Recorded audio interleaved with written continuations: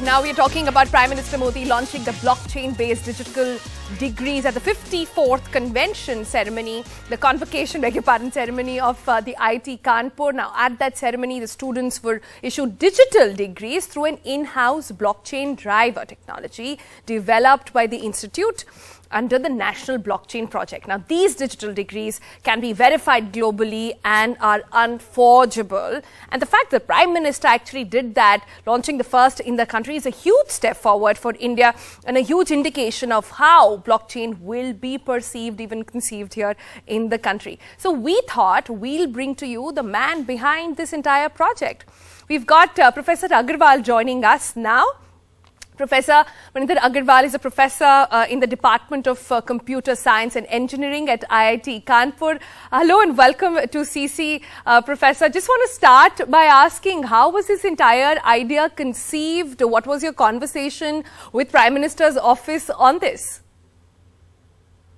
The National Blockchain Project was conceived by the National Cybersecurity Coordinator Office 3 years ago.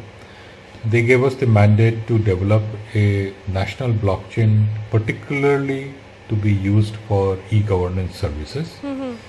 And we have developed this national blockchain framework, and we also have incubated a company called Kruban Foundation. This startup is now deploying this developed technology in several places. One of them is the Karnataka state, where the land records of Karnataka state are being brought onto the blockchain. We have already deployed this in a couple of districts, and the rollout in the remaining district is under process. Right, that's fantastic. Karnataka, several other states like Maharashtra also doing some fantastic work and using blockchain to solve a lot of problems there. But it does help in several other ways, right? Like lowering cost, for example. What problems did this solve for you? For the degree, we are not only using the blockchain technology, but in addition, we are also using what is called a self-sovereign identity system. This system allows a user complete control over the information that he or she has. In this case, the degree of the person. So this degree actually resides in a wallet on the smartphone of the user.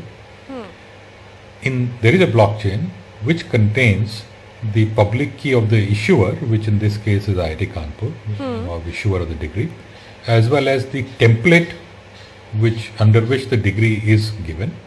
I see.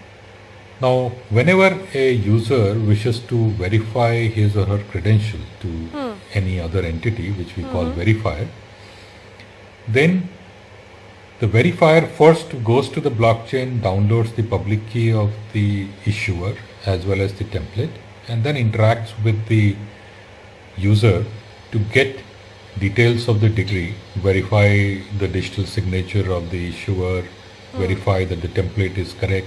This ensures that degree is unforged.